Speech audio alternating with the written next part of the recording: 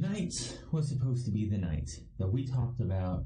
Oh man, I can't wait till NXT TakeOver New York. They started it off tonight. Tonight was supposed to be the night that we see Johnny Gargano and Tommaso Ciampa pretty much set in motion the final leg of this 2+ year story of these guys that started all the way back. Actually, this is a 4-year story, starting all the way back to NXT when they started the original Dusty Rhodes Tag Team Classic, and these two were brought in by William Regal to participate in that Dusty Rhodes Tag Team Classic.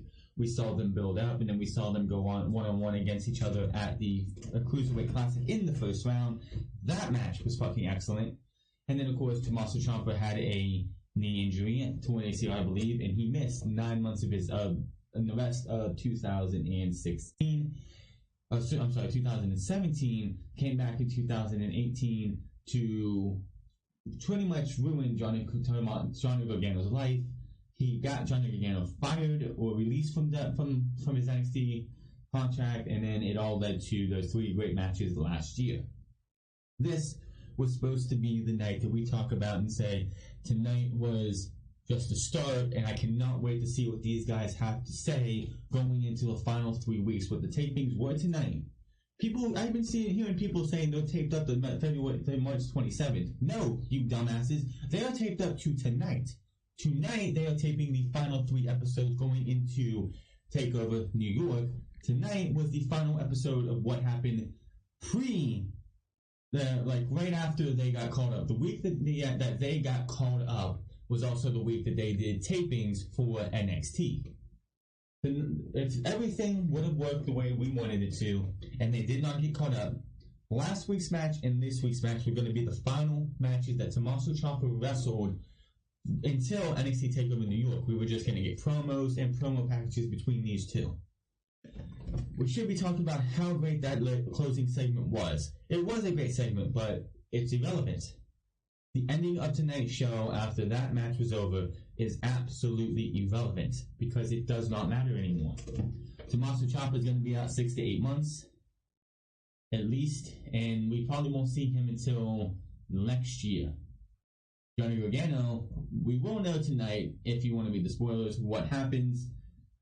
And I'm pretty sure WWE probably put something down on their Twitter page. I haven't looked at their Twitter page right now, but I'm pretty sure they had it addressed. And my question is, did Tommaso Ciampa actually make an appearance to relinquish the title? Or did Triple H or William Regal, which for some reason, William Regal, they still have him as the GM, but William Regal hasn't made many appearances on NXT in about 1.5 years. I know he was sick for about a couple of weeks last year, but we haven't seen Regal very much since the beginning of 2018. Tonight's show was definitely not the better of the 2 shows. Last week's show was fantastic because you had the 4 opening matches for the Dusty Rhodes Tag Team Classic. Tonight you had the Forgotten Sons versus Mustache Mountain that was seemingly just short as can be. You had Io Shirai versus Bianca Belair. The winner goes on to face Bianca Belair. Shayna Baszler at NXT TakeOver New York. And how that match ended, what we ended up getting is something totally different for Shayna Baszler. We'll get to that later. And of course, the third match and the only other match tonight was Tommaso Ciampa versus Tommaso DIY versus Aleister Black and Ricochet. Again, this show should have been the biggest talking point for anybody who is an NXT fan. What is going and the ending is like, man, I can't wait to see what happens next week. I can't wait to see what these guys go with their story. And to know that that's not going to happen is a damn bummer, and it did bring down the entire show. I'm sorry, I don't mean that. It brought down the impactfulness of that ending.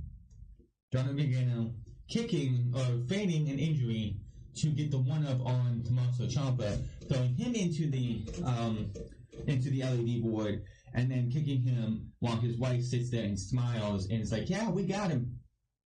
The impact of that entire thing is diminished because the fact that Tommaso Ciampa and Johnny Gargano is not happening now. If Tommaso Ciampa wasn't injured and we went into the night and it was just DIY versus Ricochet and Aleister Black and everything else happened, it would have been fucking awesome to see that. But to know what happened weeks ago because of a careless individual known as Vincent Kennedy McMahon and his inability to make Monday Night Raw and SmackDown Live watchable on a weekly basis, that he had to dip into NXT, pull 4 guys out of the NXT cookie jar that, two of them shouldn't be out of NXT yet. Ricochet and Aleister Black, I figured on main roster anyway, they're just fine. But Tommaso Ciampa and Johnny Gargano still had unfinished business in NXT. They had no business being on the main roster. I still haven't seen anything, and I've been looking it up, and I haven't found anything. I don't know where Tommaso Ciampa got his injury from. I don't know. They said it was about 2 weeks ago. They said it was about 5 weeks ago, before that, so about 7 weeks ago. So I'm saying that he probably might have got injured at TakeOver Phoenix against Aleister Black, or he got injured right after that or before that. Nothing has come out, so I honestly don't know when he actually got injured.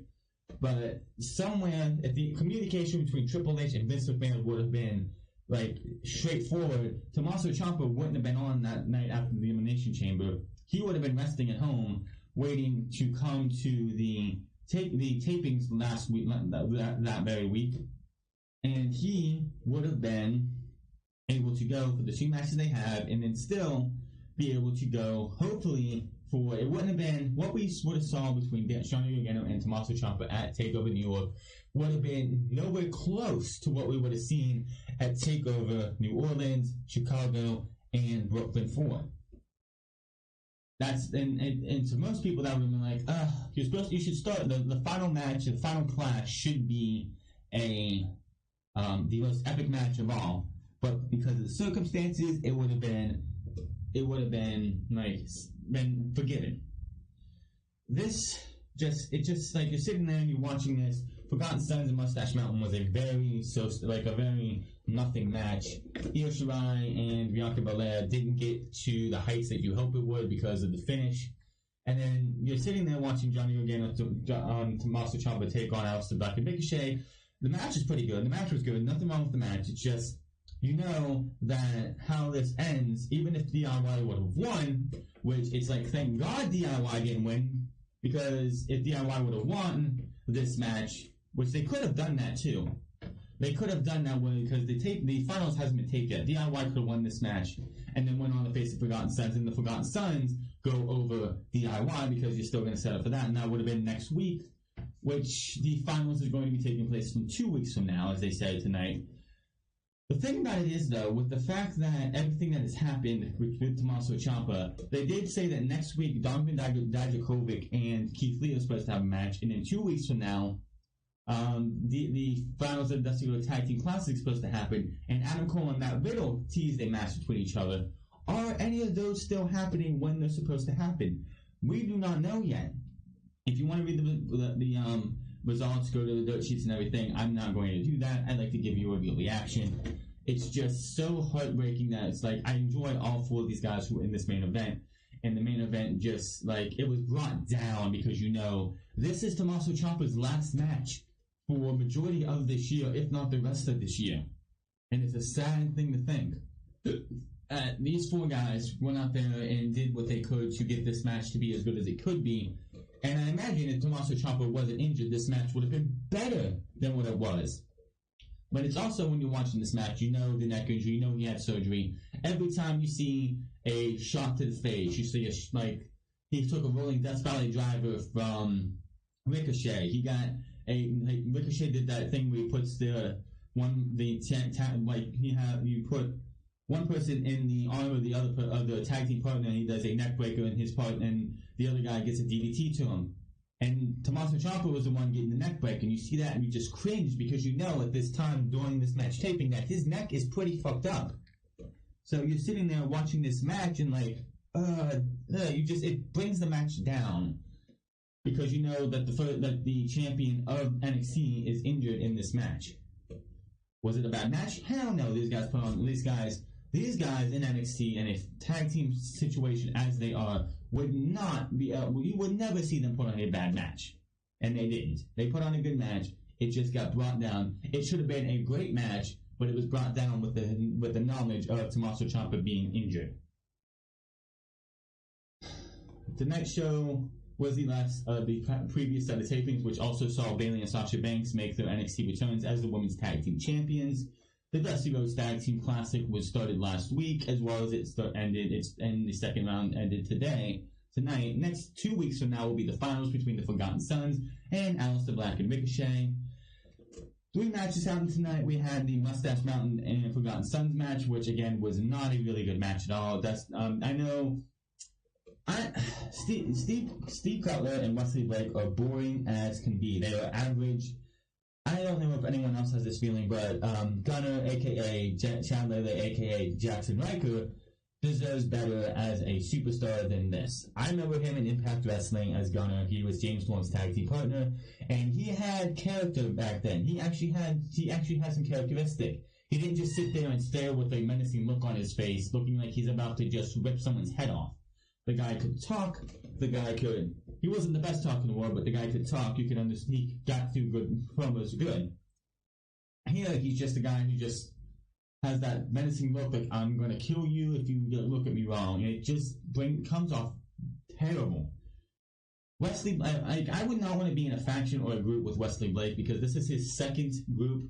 Buddy Murphy was with him back in the early days of NXT when Alexa Bliss was their manager. And when they lost the tag team titles and Alexa Bliss left, they became irrelevant and they broke up eventually. And Buddy Murphy is one of the best acts on the main roster for 205 Live as the Cruiserweight Champion. And Wesley Blake is here again in NXT. And the Forgotten Sons, honestly, to me, feels like a Blake and Murphy redo. They're just boring, they're bland. I don't care if they were former Marine or former military personnel. It just feels so fucking bland. These guys are going to go nowhere. If they go up against the War Raiders at NXT TakeOver New York, if they beat Aleister Black and Ricochet, which it's either one or the other, I don't see them doing anything. I don't see them beating the War Raiders. And if you give them the tag team titles, they'll do exactly like Blake and Murphy did. Nothing with them. Back when Wesley Blake was with Buddy Murphy, Alexa Bliss was their whole entire act. When Alexa Bliss left, they became irrelevant. Mustache Mountain tried their best to make this a good match. I mean, Tyler Bate again showing off his entire the fact that he is one strong motherfucker, and the guy is shorter than me, and he might be a little smaller than me, like not muscular size, but like height. I think I'm a little taller than the guy, and he looks like somebody who I could take, but I know in real life he could probably twist me into a knot. Tyler Bate, again, is one of the most strongest guys in WWE. I mean, they used to, for years, saying Cesaro is pound for pound the strongest superstar or strongest guy in WWE. That ain't it anymore. That is Tyler Bate, plain and simple. He is just a freak of nature at the size that he is. Like I said, this match did not last very long. I'm really surprised it didn't. Match comes down to Cutler getting sent outside. Seven gets tagged in, and he's still hobbling a bit because they're still having the leg issue for Trent Seven coming back to him. We get the lariat dragon suplex combo. Riker is able to put Murphy's foot on the rope for the break. Bate with a dive to the outside, clearing out both opponents.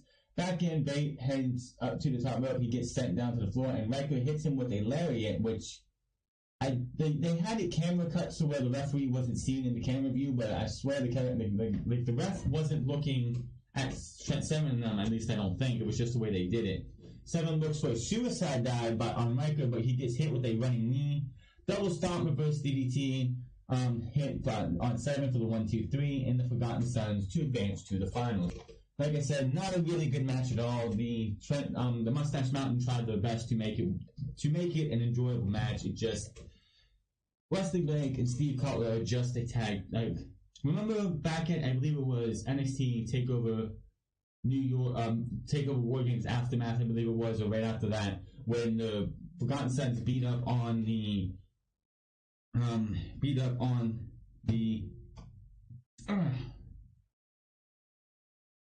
Street Profits, that's right, the Street Profits. My bad, I had a little brain fart for a minute.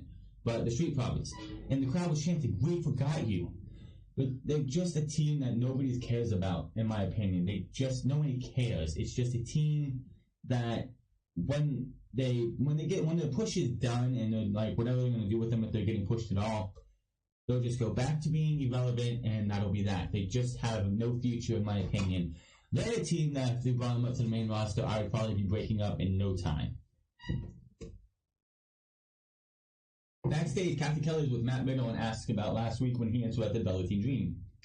Riddle says he just wanted to say hi and get a closer look at the North American Championship because he wanted to know if it came in bro size. He says, I'm not just here to wrestle, I'm here to win championship gold. Adam Cole says, stop right there, shut your mouth, and tell us he's not next in line for the title. He is, because he says, one way, sooner rather than later, that title is going to be around my waist. And he said that is undisputed. Riddle says Cole's good, but if Cole insists on the conversation, why don't we meet up in the ring? Cole gets in his face and said, you like that, wouldn't you? They do a little jawing, like whispering, you can't hear what they're saying, like talking, mouthing with their mouth. And then Riddle says, bro, and walks away. Shayna Baszler joins commentary for the Io Shirai and Bianca Belair match. Winner of the match will face Shayna Baszler for the NXT title at TakeOver New York. This one, it was getting good. It started off slow, but it was getting good. And you figured they were going to go another 5 few minutes. And then all of a sudden, you have Belair cuts off Io Shirai into the Tree of Woe, and she's in that position. Belair with a crack of her hair onto the stomach of Io Shirai. I'm sorry, that makes me cringe every time just because it sounds so awful. I mean, if you remember in NXT TakeOver Phoenix, she hit Shayna Baszler with that, and Shayna Baszler actually got cut on her stomach. Belair heads to the top rope now. Shirai is the one to stop that. Shirai heads to the top for a Hurricane Rana and sends Belair flying. The Frankensteiner she actually hit. So Shirai looks for a moonsault, knees up, and Belair nails the spear. Baszler then, who is getting hounded by Percy Watson for questions about who do you want to see, who would you pick, who would you rather face, this one or that one. She gets up and gets off the commentary, comes down, and she finally goes in the ring and attacks Belair and Shirai. Puts the KO through the clutch. She pulls Io Shirai out, gets the KO through the clutch, and knocks out Bianca Belair. Out comes Kairi Sane, who just is standing at the thing, is she's stomping and doing her little eye thing, and then runs down. And she tries to attack, but Baszler ducks a clothesline or something and gets her in the KO through the clutch. And I don't know if it was Shirai selling or what. She literally looked like if Shayna Baszler didn't let go soon, she was going to be 6 feet under, because she just had, her face was turning completely white. It looked that devastating. Shirai then attacks from behind and swings away. She eventually sends Baszler out to the floor, mistakenly not getting the job done and making sure Baszler was on her way gone. She goes to check on Kairi Sane. Baszler immediately comes back in, and Nigel McGuinness put it well. You don't turn your back on Shayna Baszler. She gets put into the care for the clutch as she gets choked out, and she stands tall as we go to the commercial break. They showed us 2 weeks ago Keith Lee and Dominik Dijakovic ending in a double countout. Last week they showed a video clip from the Performance Center where Keith Lee was in the middle of one of the rings, I believe training somebody new, and Dijakovic comes in wanting to finish the things now. Next week, the two will meet again in the ring. Again, I believe tonight was the final episode of this set of tapings, so I don't know with the Tommaso Ciampa injury if that match is still happening. They did have it set for next week, but I believe this was the last set of tapings for this week, for this episode. I could be wrong. I know we have 3 weeks left, but I know we're not taped till March 27th. I believe it was to tonight. Backstage, Aleister Black and Ricochet Show prepping for the match, a tag team match against Ciampa and Gargano. We see in the back outside that Shayna Baszler is walking after she was leaving Full Sail, and Kathy Kelly comes up and asks her why she attacked Shirai, Belair, and Insane. Belair says, all these women think they want a shot at the Women's Championship. None of them are deserving of a shot. She just proved that. Kathy Kelly then says she just got word that Baszler, because of her actions from William Regal, has decided that Baszler will face Io Shirai, Kairi Sane, and Bianca Belair in a fatal 4-way at NXT TakeOver New York.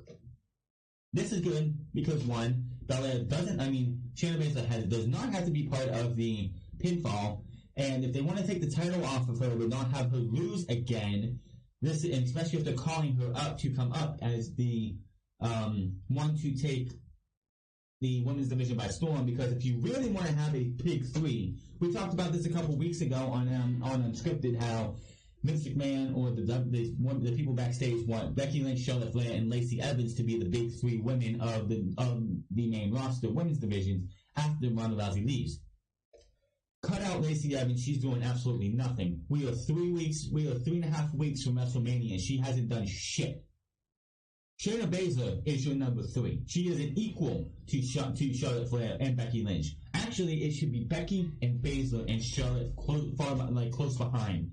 Becky is who Becky, Charlotte is Charlotte, Shayna Baszler is that third woman. If you want a big 3, Becky, Charlotte, and Shayna Baszler. Shayna Baszler is good. She is actually my favorite heel, my favorite female heel in all of WWE. I even tweeted that tonight. I said she is the best woman. She is the best champion. She is the best women's champion. All of no disrespect to Toni Storm, Asuka, or Ronda Rousey. She is the best women's champion. She is the best women's heel in all of WWE. If they want to take the title off her, but don't want her to eat a pinfall and make her looking strong coming up to the main roster, this is the way to do it. Fatal 4-way. Now, before Kairi Sane actually came out, the fans were chanting because when she was choking out Bianca Belair, they were chanting for triple threat. But yeah, Fatal 4-way, definitely great because Belair can be the heel she should always be. I know one of the biggest gripes of her match at NXT TakeOver Phoenix against Shayna Baszler is she was a babyface in that match, and she does not fit a babyface role. And the fact that they couldn't have time to build her up as a babyface, they just shoehorned her into that match as a babyface. It didn't work. With the Sky Pirates being in this match, it's going to make it so you have the Sky Pirates as the babyfaces, and Bianca Belair can be the heel that she should always have been. And of course, Shayna Baszler, the best heel of them all. Aleister Black and Ricochet versus Tommaso Ciampa and Johnny Gargano. This was, of course, the main event. This one about 20 minutes, I believe. About 20 to 22 minutes. Really good match. All 4 men, even with the circumstances of a Tommaso Ciampa being injured, he still went out there. And this is Tommaso Ciampa, and this is why I commend him as being one of the greatest in WWE right now. Even in the situation that his neck is at the time of this recording, he still went out there and gave 110%. This guy went out there, and you couldn't even tell, except for the end of the match after the aftermath, when he's sitting there, you can tell him just holding his neck. So that means, that was just him, you could just remember, oh yeah, this guy's a neck injury if you didn't remember. This guy went out there and wrestled this match. He even started this match. And it was like nothing was wrong with him. This guy is one of the best in WWE right now. Raw, SmackDown, NXT UK, he's one of the best. Even with injuries, this guy goes out there and gives you his all. Half the main roster, if they get injured, would sit there and phone it in. Tommaso Ciampa is one of those guys who will go in there and do everything he can to make sure you have a great fucking match. You guys have a great fucking time watching this guy give you an excellent match. This is why he is always going to be one of the best in all of WWE. This one was going great until Gargano gets the Gargano escape locked in on Aleister Black. Ciampa stops Ricochet and tries for the Fujiwara armbar. He actually does have both of Ricochet's arms covered, pulled back for a double Fujiwara armbar. But Ricochet fights out of it and hits a rolling Death Valley driver onto Gargano, and Gargano from then on is favoring his knee. He tags in Ciampa and he rolls out to the floor. Ciampa looks back and he's like, "What the fuck?" He rolls out. He checks on Johnny Gargano. Black tags in Ricochet. Ciampa and Ricochet with some nasty, stiff shots.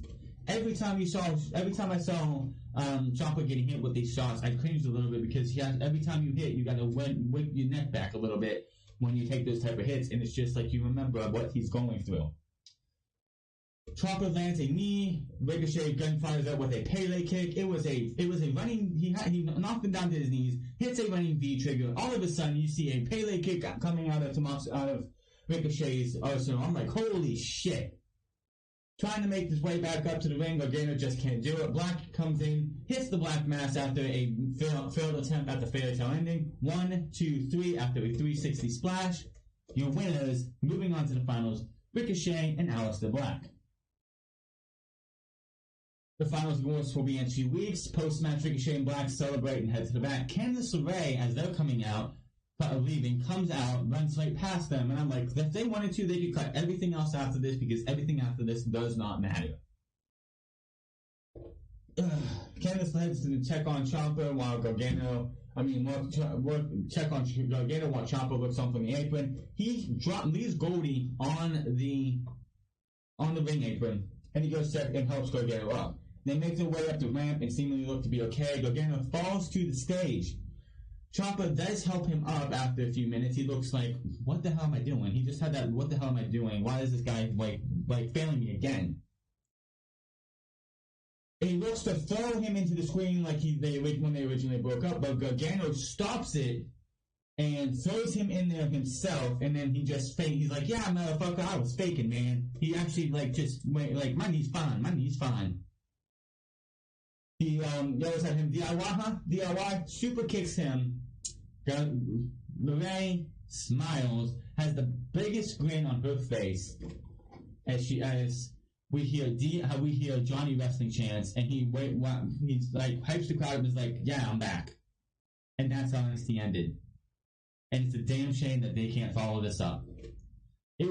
I wanted to come on here and be like, that was an awesome ending, and I can't wait to see what they do next week, and there's nothing that's going to happen. What happened tonight was a great way to end the show, and it was going to lead to Johnny Gargano versus Tommaso Ciampa. People are pitching an 8-man tournament, people are pitching tournaments. I don't think they're going to do that. Johnny Gargano is going to face whoever.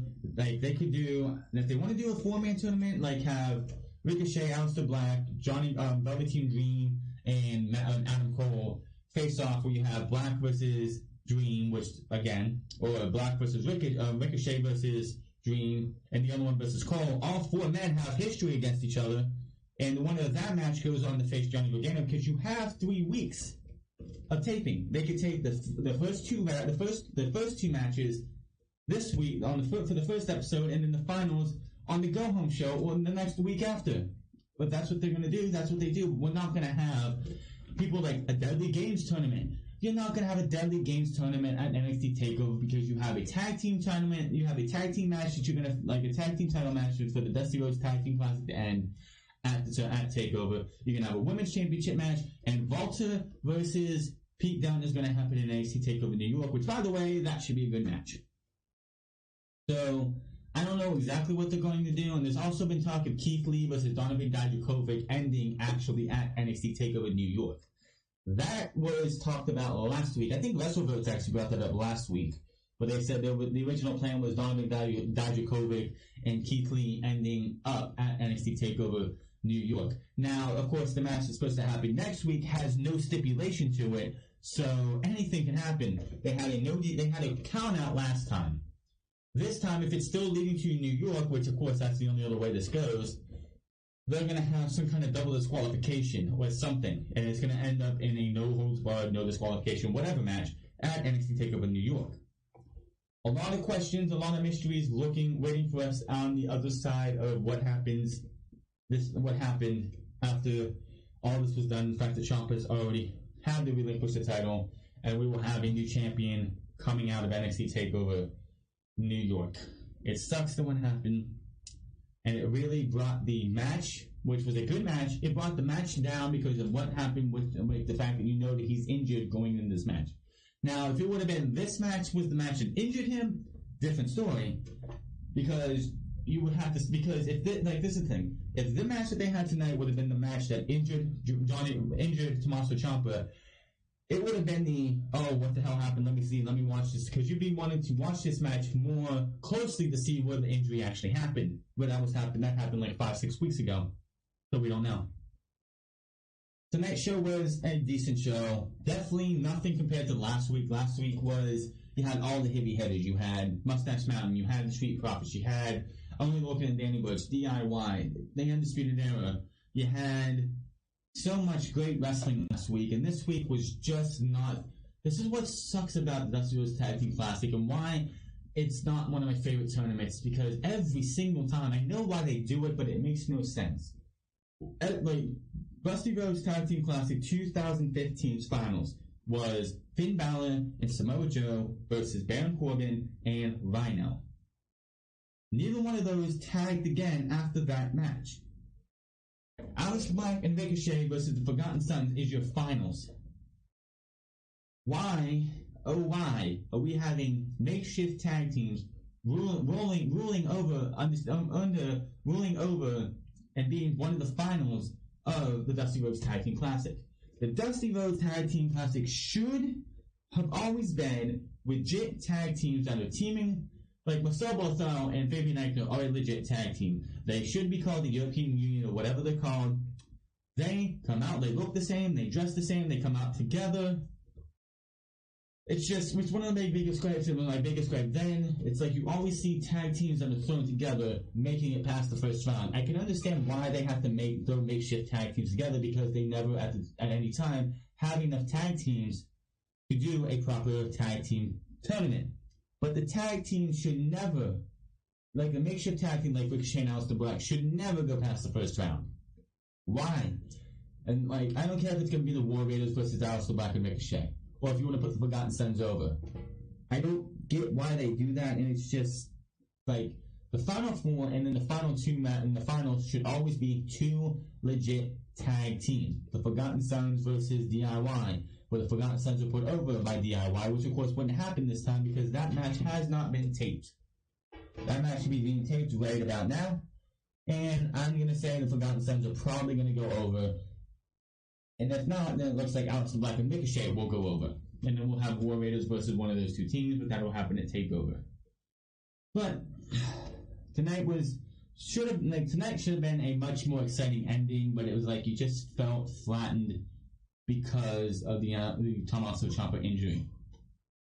Life isn't fair, they say, and to wrestling fans it's not fair because we wanted to see this match happen. We've been waiting for 2+ years since the turn, for almost 2 years since the turn in 2017, to see a conclusion, to see Johnny Gargano vanquish his demons, which of course is Tommaso Ciampa. We don't get that now, and we probably will never get that. When he comes back, and if he comes to the main roster with Johnny Gargano, I guarantee they're going to be DIY. We'll just have to wait and see. But tonight's show was a lot more deflating than it should have been. But I'm getting out of here. You guys have a good one. Find me on Twitter, Reference. Find me on twitch.tv/Reference08. Hit that subscribe button. Comment down below. Like or dislike this video. And I'll see you guys Saturday for Unscripted.